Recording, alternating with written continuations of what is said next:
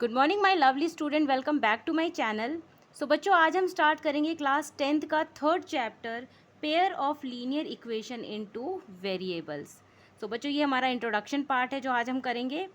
बच्चों, अगर आप मेरे चैनल पे नए हैं तो मेरे चैनल को ज़रूर सब्सक्राइब करिएगा ताकि जब भी मैं कोई नई वीडियो अपलोड करूँ तो आपको उसकी नोटिफिकेशन ज़रूर मिल जाए। तो चलिए स्टार्ट करते हैं हम चैप्टर।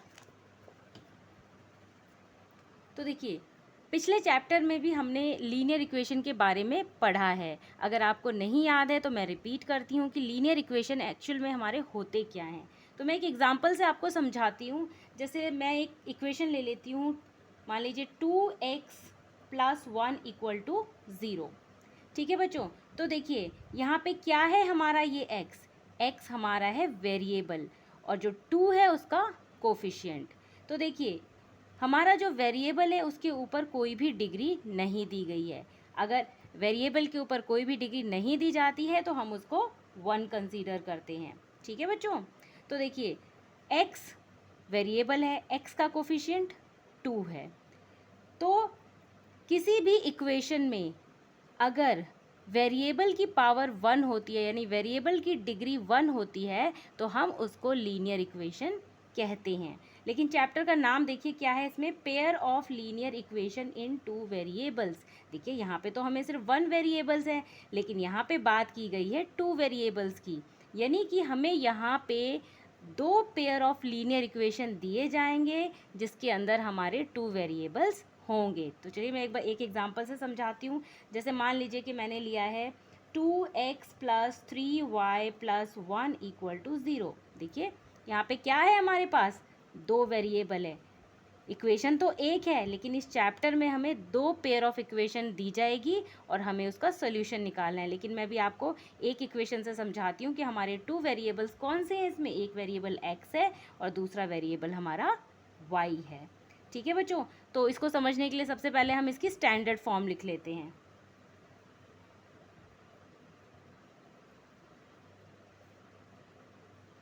इसकी स्टैंडर्ड फॉर्म है a1x + b1x + c1। दूसरा है हमारा a2x + b2x + c2। तो देखिए ये जो हमारा स्टैंडर्ड फॉर्म है 2 इक्वेशन का, ये हम लिख चुके हैं। हम एग्जांपल भी एक लिख लेते हैं दोनों इक्वेशंस की। मान लीजिए मैं पहला इक्वेशन लिख दूँ इसमें 2x + 3y + 2 = 0।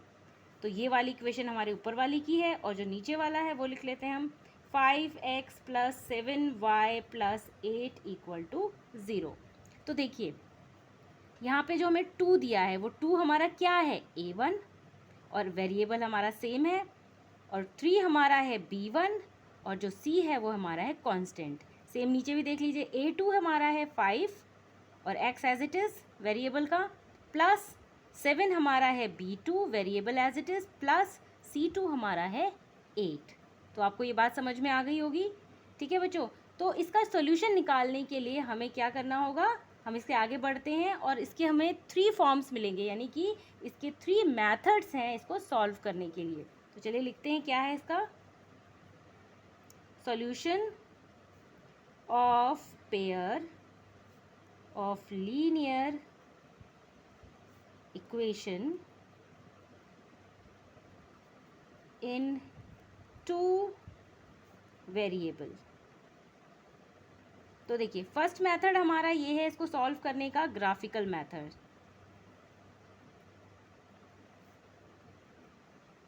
ठीक है बच्चों, सेकंड मेथड है हमारा सब्स्टिट्यूशन मेथड।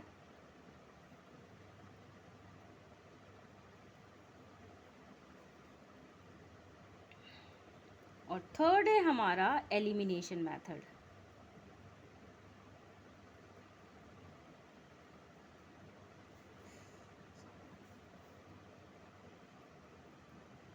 ठीक है बच्चों, तो देखिए सबसे पहले हम क्या करते हैं, हम कुछ चीज़ें समझ लेते हैं, क्योंकि अगर हम पहले ग्राफिकल मेथड स्टार्ट करते हैं तो इसमें भी हमारे 3 तरीके होते हैं इसको सॉल्यूशन निकालने के।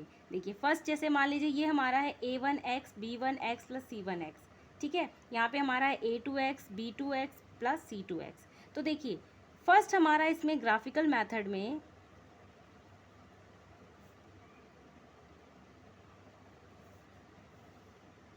में फर्स्ट हमारा है, देखिए अगर हमारा A1 अपॉन में A2 is not equal to B1 upon में B2 होगा, यानी कि मान लीजिए मैं एग्जांपल लेती हूँ कि अगर 2 अपॉन में 5 is not equal to 3 upon में 7, तो ये हमारा क्या होगा, ये हमारे ग्राफ पे इंटरसेक्टिंग लाइन दिखाएगा।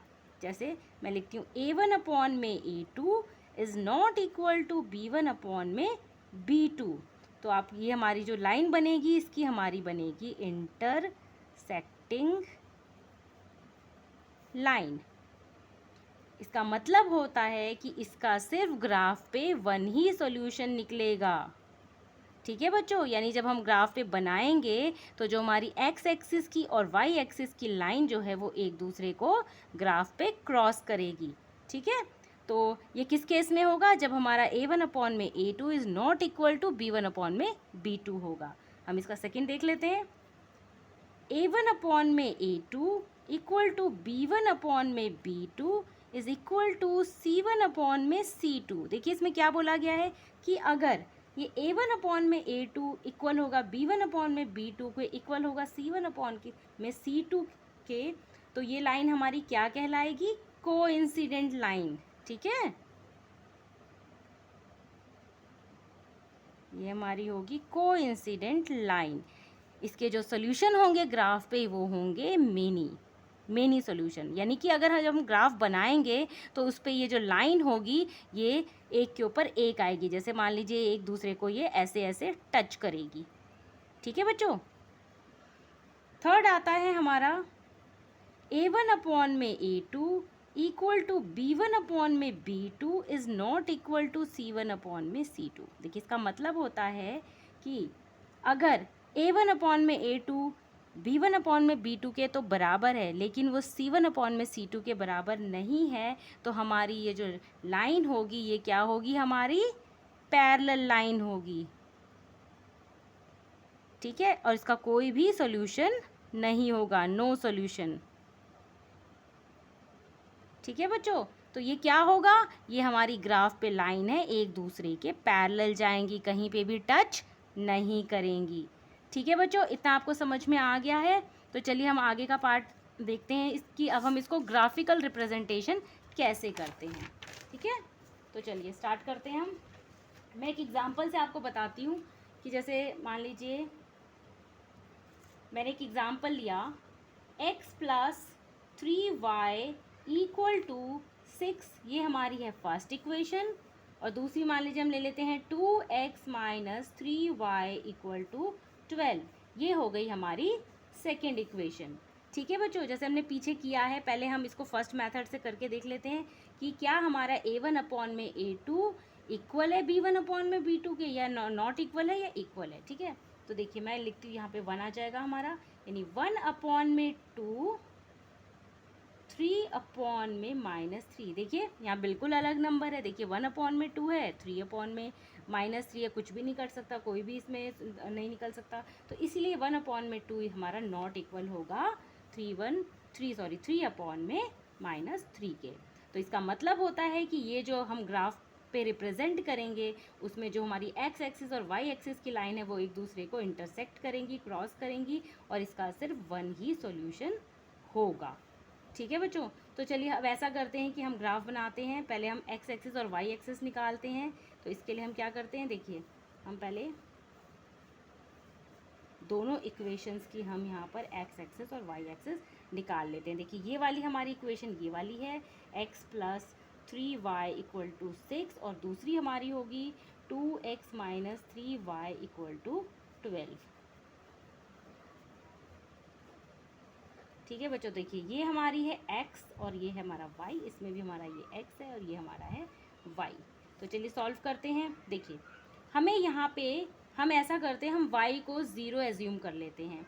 अगर हम y को 0 एज्यूम करते हैं तो हम x की वैल्यू निकाल सकते हैं। चलिए निकाल के देखते हैं। देखिए हमारा क्वेश्चन है x plus 3y equal to 6। ठीक है, देखिए x हमारा एज इट इज़ आ जाएगा, प्लस 3y को हमने 0 कंसीडर किया है तो 0 इक्वल टू 6। तो x इक्वल टू, देखिए 3 0 हो जाएगा हमारा, 6 और आ जाएगा हमारा।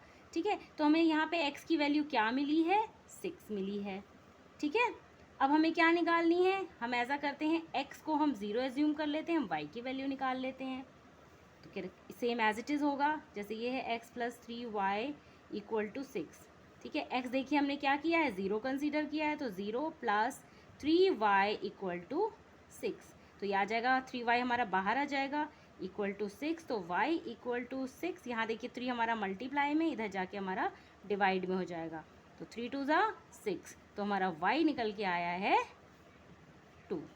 ठीक है बच्चों, तो हमने इधर क्या कंसीडर किया था, हमने x को 0, तो हमारा y आ गया हमारा 2। समझ में आ गया बच्चों। अब चलिए हम दूसरी इक्वेशन के x और y निकालते हैं। तो देखिए यहाँ पे भी हम ऐसे ही करते हैं, y को 0 कंसीडर कर लेते हैं। तो चलिए निकालते हैं हम, 2x - 3y = 12। तो 2x - 3y हमने 0 कंसीडर किया है, = 12। ओके बच्चों, तो 2x - 3 0 = 0 = 12। ठीक है, अब हम कैसे करेंगे इसको, देखिए अब हमारा ये आ जाएगा यहाँ पे जो 2x - 0 = हमारा है यहाँ पे 12। तो हम क्या करते हैं, 2x को बाहर ले आते हैं, 2x = हमारा क्या आ जाएगा 12। देखिए अगर हम यहाँ हमारा -0 है, यहाँ जाके +0 हो जाएगा, तो 12 ही आंसर आएगा हमारा। तो x = 12/2। तो यहाँ पे आ जाएगा हमारा 2 6 = 12, हमारा x आ जाता है 6। यानी अगर हमारा y 0 है तो x हमारा 6 है। ओके, अब हम ऐसा करते हैं कि 6 को 0 ले लेते हैं और हम y की वैल्यू निकालते हैं। तो चलिए कैसे निकालेंगे, सेम एज इट इज़ यही होगा जो हमने किया है। देखिए 2x - 3y = 12। इसको कैसे निकालेंगे, देखिए 2, अगर हम x को लेते हैं तो यहाँ पे 2 0 = 0 आ जाएगा, -3y = 12। फिर ये हमारे बाहर आ जाएगा, -3y = 12। तो ये हम कैसे निकालेंगे, y = 12 में, देखिए -3 हमारा है मल्टीप्लाई में, नीचे जाके हमारा डिवाइड में हो जाएगा। तो 3 4 ज़ा हमारा 12 हो जाएगा, ये आ जाएगा हमारा -4। तो y हमारा क्या आ गया, -4। ठीक है बच्चों, ये समझ में आ गया। अब देखिए हमें इस पहली इक्वेशन के भी एक्स वाई मिल गए हैं और दूसरी इक्वेशन के भी हमें एक्स वाई मिल गए हैं। तो अब हम इसे ग्राफ पे प्लॉट कर सकते हैं। तो देखिए कैसे करेंगे हम, यहाँ पे ये हमारा एक्स एक्सिस की लाइन है, ये हमारी वाई एक्सिस की लाइन है। तो चलिए पहले हम अपनी फर्स्ट इक्वेशन देखते हैं। देखिए एक्स एक्सिस हमारा इसमें क्या है, 6। तो यहाँ पे देखिए 6 है ये, और वाई हमारा है 0। ठीक है, तो यहाँ पे हम लिख देंगे 6 0। ठीक है, ये पॉइंट आ रहा है हमारा। दूसरा देखिए हमारा x क्या है, 0, और दूसरा है हमारा 2। तो देखिए 0 तो ये है और 2 हमारा ये हो जाएगा। तो यानी यहाँ पे आ जाएगा हमारा 0 2। तो देखिए हमारा फर्स्ट ग्राफ जो हम कैसे प्लॉट करेंगे, इसे जो पॉइंट्स होते हैं हम इसको मीट करेंगे, यानी इसको लाइन ड्रॉ कर देंगे। ठीक है बच्चों, तो ये हमारा हो गया फर्स्ट इक्वेशन के, यानी x + 3y = 6 का हमने प्लॉट किया है। अब हम क्या करेंगे, 2x - 3y = 12 का जो हमने x y निकाला था हम उसको प्लॉट करेंगे। कैसे करेंगे, देखिए यहाँ पे x क्या है हमारे पास 6 और y है हमारा 0। ये तो हमारा पहले से ही सेम है, इसलिए इसको लिखने की ज़रूरत नहीं है। दूसरा देखिए क्या है हमारा 0, x हमारा है 0 और y हमारा है -4। तो देखिए ये रहा हमारा -4। तो यहाँ पे हम इसका पॉइंट इधर लगा देंगे और हम लिखेंगे यहाँ पे 0 - 4। ओके, हम इसको लाइन ड्रॉ कर लेते हैं यहाँ से यहाँ पर, देखिए ऐसे, ये देखिए। ठीक है, तो हमारा ये कहाँ मीट कर रहा है, इधर कर रहा है, इस पॉइंट पे मीट कर रहा है। तो यही जो पॉइंट है हमारा सॉल्यूशन है। देखिए हमने किया था ना कि अगर ये हमारा a1/a2 not equal to b1/b2 होगा तो हमारा सिर्फ 1 ही सॉल्यूशन निकलेगा। देखिए हमारा यहाँ पे 1 पॉइंट निकला है, तो ये जो पॉइंट ही है हमारा, पॉइंट इज सॉल्यूशन। ठीक है बच्चों, तो बच्चों इसका जो नेक्स्ट इंट्रोडक्शन पार्ट है वो हम नेक्स्ट वीडियो में करेंगे। Okay, thank you so much.